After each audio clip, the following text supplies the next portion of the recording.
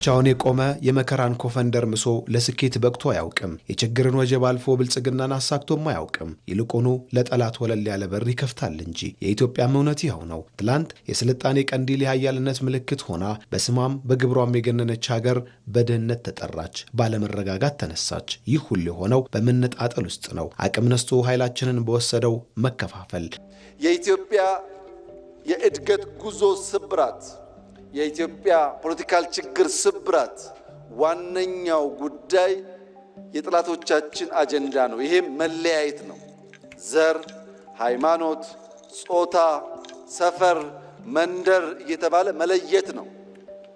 ለዚህ መፈወሻ መድኃኒት ደግሞ መደመር ብቻ ነው። በጋራ ቆመን የመፈቃቀድ ረድፋችንን አሳምረን በቆምንባቸው በእነዚያ ውድ ጊዜያትማ ያሳካነው እልፍ የጻፍነው ስማችን ዛሬም ድረስ ተሻግሮ የሚሰማ ነው። በጋራ መቆም ታላቁ ሚስጥር። እንደምታዩት በጣም አናሳ ትንሽ ናት፣ ስስ ናት። ግን ሺውን ትበጠሳለች። እንደዚህ አትችልም፣ አቅም ያላት። አሁን ወሬ ስመጣ ደግሞ ይሄ አሁን እንደምታዩት በጣም ጠንካራ ነው። አሁን እንዴ በጠሳል ባል ይሄ አይበጠስም፣ ተያይዞ ነው ያለው።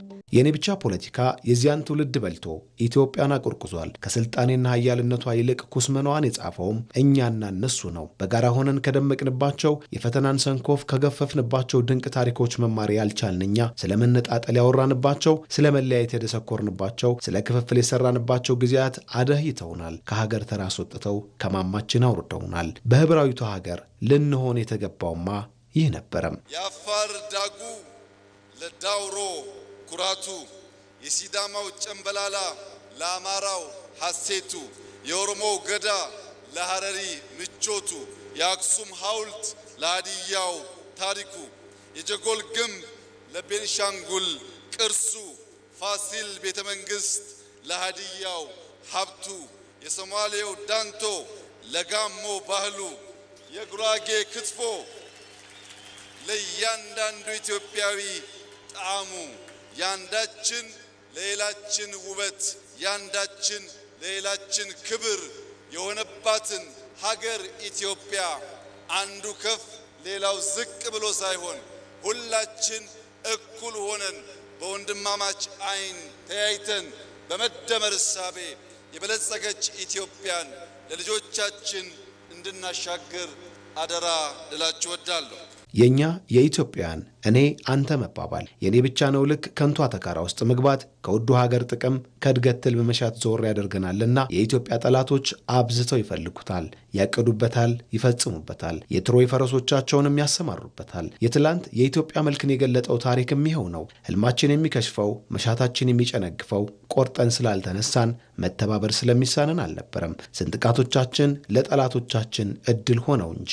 እናም ከዚህ ተምረን እኛ ማለት መጀመራችን አሁን ያስፈልገናል። ከነጠላ እኔ ወተን ወደ ድርብ ረቦ ቆርም ዝናብም ውሽንፍርም ወደማይበሳው እኛ መሸጋገር ያሻናል። መሻገር ያለው በመደመር ውስጥ ነው። ብቻውን ነጭ ከተሰራ ደስ አይልም። ውሃ ሰማይም ብቻውን አረንጓዴ ከተሰራ ደስ አይልም። ዲዛይኑን ጠብቆ አይነት ከገባ ያምራል፣ ውበት አለው። አንድ ሰው ብቻውን ዳገት መውጣት ስለማይችል ከህብረት ከሰው ጋር ተተባበረ ዳገቱም ይቀለዋል። አንዱ በአንዱ መንገድ አንዱ ቤር በአንዱ መንገድ ከሄደ በቃ ጎሳ መለያየት ይባላል። የሰሜኑ ህመም ለደቡቡ ይሰማዋል። የምስራቁ መከፋት ለምዕራቡ ሰላም አይሰጠውም። እንደ አንድ ሰው አካል አንዱ ሲጎዳ ሌላው እረፍት እንደማይሰማው ኢትዮጵያውያንም እንዲያነን ለብቻ ከመቆም እኔ ወተን ለከፋፋይ አጀንዳ ጆሮ ካልሰጠን መልማትም መበልጸግም ሩቅ አይሆኑም። ከብልጽግናው ማማ ስር ቆመን የምንናገረው እኛ እስከሆነ የመደመር መንግስት እንደሚል መፍጠርም መፍጠንም እንችላለን። የማማው አናትም ሩቅ አይሆንም። ጸንቶ ተባብሮ የመቆምን ትሩፋት ከተሸመነችው ውድ ሀገር ኢትዮጵያ የተመለከቱት አባት ጥሪም ይኸው ነው። እንዲህ ትንሿ ክር እንዲህ ተባብራ ልብስ ከሆነችማ ተቋጭታ ከተለበሰችማ ተመካክረን ተገማምደን መኖር ያስፈልጋል። ተመልካቾች ከአዲስ ቀን ጋር ናችሁ። አሁን ደግሞ ወደ ሌላ ጥንቅር እናልፋለን። ለሀገራዊ አንድነትና ዘላቂ ብልጽግና ወሳኝ በሆነው በወል ትርክት ግንባታ ላይ ሁሉም ማህበረሰብ ኃላፊነቱን መወጣት እንዳለበት ተጠየቀ። ባለፉት ዓመታት በኢትዮጵያ የእድገት ጉዞ የተስተጓጎለበት ዋነኛው ምክንያት በህብረተሰቡ ውስጥ ጎልተው የወጡ ነጣጣይ ትርክቶችና የኔ ብቻ ነው ልክ የሚለው ጠባብ አስተሳሰብ መሆኑን የዘርፉ ባለሙያዎች ይገልጻሉ። ተስፋዬ ለሜሳ ደግሞ ይህንን ጉዳይ በዝርዝር ያጋራናል። ባለፉት ዓመታት ኢትዮጵያ በበርካታ ማህበራዊና ፖለቲካዊ ፈተናዎች ውስጥ አልፋለች። ከነዚህ ፈተናዎች መካከል ዋነኛው ነጣጣይ ትርክቶችና የእኔ ብቻ ነው ልክ የሚል አስተሳሰብ መሆኑ በብዙዎች ይገለጻል። ይህ ጎታች አመለካከት ታዲያ የጋራ ራዕዮችን ለመተግበርና በልዩነት ውስጥ ያለውን ጥንካሬ ለማየት እንቅፋት ፈጥሯል። ከለውጥ በፊት ሁለት ችግሮች ናቸው የነበሩት። አንደኛ በተጨባጭ ናሪዬሽናችን ወይም ደግሞ ትርክታችን ምን ላይ ነው የነበረው? በጣም ትኩረት ያደረገው በብሔር ማንነት ላይ ነው። ሁሉም ሰው ስለራሱ ብሔር ያቀነቅናል። የብሔር ብሔረሰቦች መብት ነው ጦዞ የወጣው ማለት ነው። ይሄ ሲሆን ምን ሆነ? አነሰ የአገራዊ ማንነቱ ኢምባላንስ ወይም ደግሞ ፍትሃዊ ባለመሆን አንዱ ካንዱ ላይ ሚዛናዊ መሆን አልቻለም። ይሄ ይረብሻል። የፌዴራል ስርዓቱንም ይረብሻል፣ የዲሞክራሲ ስርዓት ግንባታውንም ይረብሻል። ስናይ የነበረው በአገር ደረጃ እዚህም እዛም አለመግባባቶች፣ እርስ በርስ የመጠራጠር ጉዳዮች ከዚህ የመነጩ ናቸው ብሎ መውሰድ ይቻላል። ሁለተኛው አጠቃላይ የብዙሃን ዲሞክራሲ ነው ስንከተል የመጣ ነው። ኦፍ ኮርስ እንደ ህገ መንግስት አሁንም እሱ ነው ያለው። ግን እሱ ምንድነው? ኢትዮጵያ ውስጥ ትንሽ ቡድን እንኳን ወደ ጎንተተ ወደፊት መሄድ አይቻልም። ማይኖሪቲ የሆነ አንድ ብሔር ወደ ጎንተተ ወደፊት መሄድ አይቻልም። አካታችነት በብሔር ብቻም ሳይሆን የፖለቲካ አካታችነት አልነበረም። ፌዴራሊዝም በመሰረቱ ሁለት ኢምፖርታንት ነገሮችን ባላንስ ማድረግ ነው።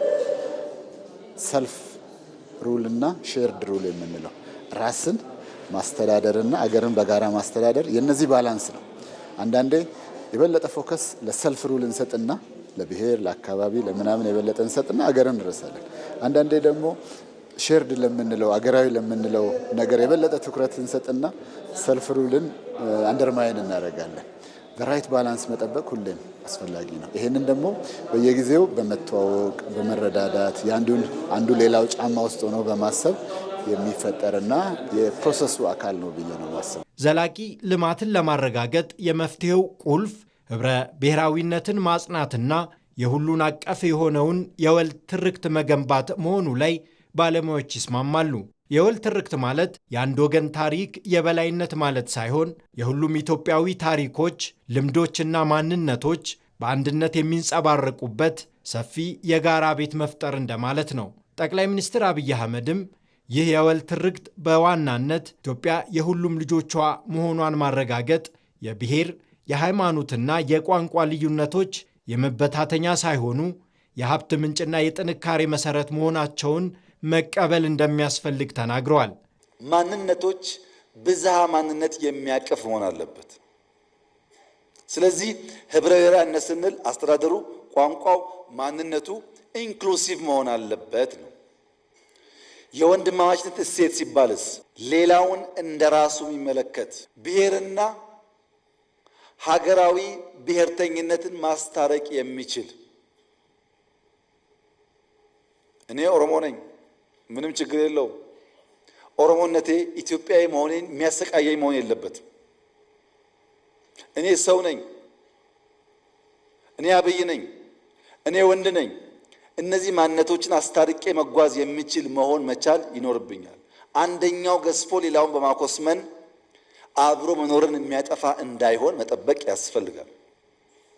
ሶስተኛው የሲቪክ ባህል ይጎልበት ሲባል በስምምነት በመግባባት የጋራ አስታራቂ ተቋማት እና ህጎች መፍጠር ያስፈልጋል። ከሁሉም በላይ ግን መጠራጠርንና ፍርሃትን በግልጽ ውይይትና እምነት መተካት አስፈላጊ መሆኑ ላይ አስተያየቶች ይሰጣሉ። ነጣጣይ ትርክቶች ቦታ እንዳይኖራቸው ማድረግ የሚቻለው የእያንዳንዱ ዜጋ ድምፅና ማንነት ያከበረ አንድና ጠንካራ የኢትዮጵያዊነት መንፈስ በመፍጠር ነው ተብሎም ይታመናል። ተመልካቾች እዚሁ ጉዳይ ላይ ነው ቆይታ የምናደርገው። ዛሬ በተለይ ህብረ ብሔራዊ አንድነትን ለመገንባት እንደ ሀገርና ከዚህም ያለ ባለፈ ደግሞ በጽኑ መሰረት ላይ የቆመ የሀገራዊ ብልጽግናን ለማረጋገጥ ደግሞ የወል ትርክት ግንባታ ያለው አበርክቶ ምን ይመስላል የሚለውን ጉዳይ ነው እየቃኘን የምንገኘው። ጥንቅሮችን ጋበዝናቸው። አሁን ደግሞ እንግዳ ወደ እናንተ ተጨማሪ መረጃዎችን እንዳደርሱን በቀጥታ መስመራችን ላይ ጋብዘናል። ዶክተር ኃይለ ኢየሱስ ታዬ ይባላሉ። የፖለቲካ ሳይንስና ፌዴራሊዝም ምሁር ናቸው። በቀጥታ መስመራችን ላይ ነው የሚገኙት። ዶክተር ከተሰማዎት የመጀመሪያ ጥያቄያችን ለዘመናት ለሀገር ጥቅም በጋራ ከሚያቆሙ ጉዳዮች ይልቅ ነጠላ ትርክቶች ላይ ነጠላ አስተሳሰቦች ላይ ትኩረት አድርገን መቆየታችን እስካሁን ምን ያክል እንደ ሀገር ዋጋ አስከፍሎናል ማለት እንችላለን? እሺ አመሰግናለሁ ስለጋበዛችሁኝ። ያው እንደ ሀገር እንደ ኢትዮጵያ ያው የጋራ የሆነ ጉዳይ ብዙ ጉዳዮች አሉን። ራሱ የኢትዮጵያ ሕዝብ የተሳሰረ የተጋመደ ነው። ብዙ ጊዜያት አብሮ በጋራ የኖረ ነው። ግን በአጋጣሚ ሆኖ እንግዲህ የፌዴራል ስርዓቱ ወደ ተግባር ሲገባ ህገ መንግስቱ ጸድቆ ያው የፌዴራሊዝም እሳቤ የጋራ እሳቤ ነው። የጋራ ጉዳይ አለን፣ በጋራ መኖር ያስፈልገናል፣ በጋራ ጥቅሞች አሉን የሚል እሳቤ ነው ያለው። ግን ህገ መንግስቱ እንደጸደቀ ያው ቀደም ሲል የነበረው የብሔር ብሔረሰቦች ጥያቄ ጉዳይ ራሱ ምላሽ ያገኝ በሚል ያው ሁሉም ወደ ራሱ ያየበት ሁኔታ ነበር። ያ ደግሞ እንደምታየው በየጊዜው አለመግባባቶች ይፈጠራሉ፣ ግጭቶች ይፈጠራሉ። በየጊዜው ያው ለሀገራዊ ጉዳይ በጋራ እንዳንቆም እንቅፋት የሚሆንበት አጋጣሚ ተፈጥሯል። አንዳንዴ ምንድነው እኛ ሀገር ሀገረ መንግስትና ገቨርንመንት ወይም አስተዳደር የሚለውን ነገር በትክክል ያለመለየት ጉዳይ አለ። ሀገረ መንግስት ማለት አጠቃላይ ሀገራችን ናት። ሀገረ መንግስቱ ቀጣይነት ያለው ነው። ሁሌም አንድ ፓርቲ ስልጣን ላይ ወጣ፣ ሌላ ፓርቲ ስልጣን ላይ ወጣ፣ አስተዳደሩ ሊለወጥ ይችላል እና ሀገረ መንግስቱን አካታች በሆነ መልክ ለመገንባትና ለሀገራዊ ብሔራዊ ጥቅሞች በጋራ ለመቆም አንዳንዴ ችግር እየፈጠረ ይገኛል። ስለዚህ ይሄ የወል ያልሆነ ትርክት ብዙም ጠቃሚ አይደለም። ያ ሲባል ግን ማህበረሰቦች የራሳቸውን ቋንቋ፣ ባህል፣ ታሪክ አያሳድጉ ማለት አይደለም፣ ወይም የራሳቸው ትርክትም አይኖራቸው ማለት አይደለም። ግን ከዛ በዘለለ አካታች የሆነ የጋራ ትርክት ደግሞ ያስፈልገናል። ለምን? የሰው ልጆች የሚያስተሳስራቸው ትርክት ነው። ሀገር የሚገነባው በትርክት ነው። የጋራ ጉዳዮች ብዙ አሉ። እነዚህ ብዙ ጉዳዮች በጋራ የሚያስተሳስረን ትርክት አለን። ያን እያጎላን እየገነባን መሄድ ይጠበቅብናል ብዬ አስባለሁ። ዶክተር ኃይለ ኢየሱስ እንግዲህ እንደሚታወቀው ከዚህ ቀደም በጣም ሲጎትቱን የነበሩ ነጣጣይ ትርክቶች፣ የኔ ብቻ ልክ ነው የሚሉ እሳቤዎች፣ አስተሳሰብ መከፋፈልን፣ መተማመንን በመሀከላችን ሲፈጥሩ መቆየታቸው ይታወሳልና እነዚህ በተለይ የኔ ብቻ ልክ ነው የሚሉ እሳቤዎች ምን ያህል ተጽዕኖ ፈጥረውብናል? ያው እንግዲህ የምታየው ነው። በተለይ አሁን ማህበረሰቡ ውስጥ ይሄን ያህል የጎላ ነው ማለት አይቻልም። ማህበረሰቡ ድሮም አሁንም አብሮ እየኖረ ያለ ነው፣ አብሮ የሚኖር ነው። ግን አንዳንድ አሁን በዚህ በማህበራዊ ሚዲያ በአንዳንድ ፖለቲካል ኤሊቶች፣ በአንዳንድ አካዳሚክ ኤሊቶች ዙሪያ ማህበረሰብን የማይገባባ ወደ ጥላቻ ወደ እንትን የሚያመራ አንዳንድ ሀሳቦች ሲወረው ይታያሉ። እሱ አሁን የከፋፋይ ትርክቱ አንዱ መገለጫ ነው። አሁን ማህበራዊ ሚዲያ በተመለከተ ተነስቶ አንዱን ብሄር ወይም ዝቅ ሲያደርግ አንዱን ወደ ላይ ሲያወጣ ይታያል። አሁን ይሄ የከፋፋይ ትርክቱ መገለጫ ነው ብዬ ወስዳለሁ። ለምንድን ነው ማህበረሰቡ ውስጥ ይሄ የለም? በዋናነት ወደ ማህበረሰቡ ጠልቀ የምንገባ ማህበረሰቡ ተከባብሮ ተቻችሎ አንዱ ችግር አንዱን አድርጎ ወስዶ በጋራ የሚኖር ማህበረሰብ ነው ኢትዮጵያ ውስጥ ያለው። ግን ፖለቲካችን ወደዛ አልመጣም እና ከፋፋይ ትርክቱ ምንድነው አንዳንዴ የራሱ ዓላማ አለው። የራሱ ዓላማ ምንድነው? ያላግባብ መጠቀም ነው። የሆነ ብሔር ወይም የሆነ ሃይማኖት ወይም የሆነ እንትን ሽፋን ይዘሽ ያላግባብ የመጠቀም ፍላጎት ስላለ ጭምር ነው እንደዛ የሚመጣውና ስለዚህ እዛ ላይ ብዙ ስራ መሰራት ያስፈልጋል። አንደኛ ማስተማር ያስፈልጋል፣ ግንዛቤ ማሳደግ ያስፈልጋል። ዞሮ ዞሮ እኛ በጋራ መቆም አለብን። በጋራ ካልቆም በ21ኛው ክፍለ ዘመን ወደምንፈልገው ደረጃ ልንደርስ አንችልም። ስለዚህ ይህን መስራት ይጠይቃል ብዬ አስባለሁ። ዶክተር ምን ያክል ነጣጣይ ትርክቶች ዋጋ እንደሚያስከፍሉን አነሳ ነው በደንብ። አሁን ላይ ደግሞ የመደመር መንግስት በተለይ የወል ትርክት ግንባታ ላይ ትኩረት አድርጎ እየሰራ ነው የሚገኘው። ታዲያ ህብረ ብሔራዊ አንድነትን ለመገንባት ከዛም ማለፍም ሲል ደግሞ ለብሔራዊ ጥቅም በጋራ ለመቆም ከዛም በተጨማሪ የዘላቂ መሰረት ላይ የቆመ በጽኑ መሰረት ላይ የቆመ ብልጽግናን ለማረጋገጥ እንደ ሀገር የወል ትርክት አበርክቶ ምንድነው ማለት እንችላለን? ያው ቅድም እንዳልኩት ሀገሮች እኮ የሚገነቡት በወል ትርክት ነው። እያንዳንዱ ሀገር ጋር ብትሄድ የጋራ ትርክት አላቸው። የጋራ ትርክት የሌለው ሀገር የለም እና ስለዚህ የወል ትርክት በጣም ወሳኝ ነው።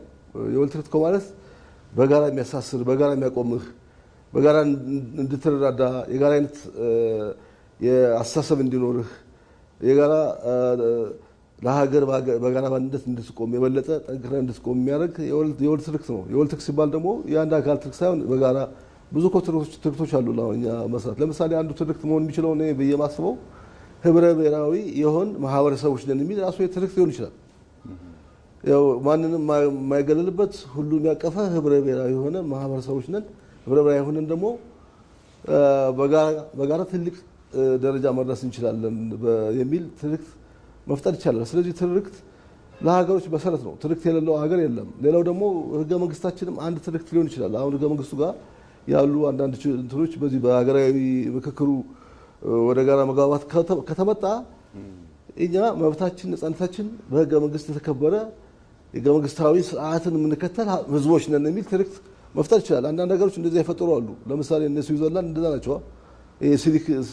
ሲቪክ አስተሳሰብ የመገንባት ነገር ይመጣል። የካልቸሩ ብቻ ሳይሆን የሲቪክ ማስተሳሰብ እንደዚህ እየገነባ መሄድ ይቻላል። ስለዚህ ሀገራዊ ትርክት በጣም ወሳኝ ነው። እኛ እኮ አንዳንድ ችግር የሚያጋጥመን ሀገራዊ ትርክቱ ላይ ያው አለመግባባት ስላለ ነው። የኔ እንትን የለም እዚህ የሚል ነገር አንዳንዴ ይፈጠራል። ይሄንን ማስተካከል ይቻላል። አሁን የተጀመረው ጉዳይ በጣም ጥሩ ነው። እነዚህ ትርክቶች የጋራ እያደረጉ የመሄድ ስራ መስራት ወሳኝ ነው ብዬ አስባለሁ። መልካም እንግዳችን እዚህ ላይ በደንብ አጽንኦት ለመስጠት በተለይ ህብረ ብሔራዊ ማጽናት፣ የወል ትርክት መገንባት ዘላቂ ልማትን ለማረጋገጥ ወሳኝ ሚና ነው።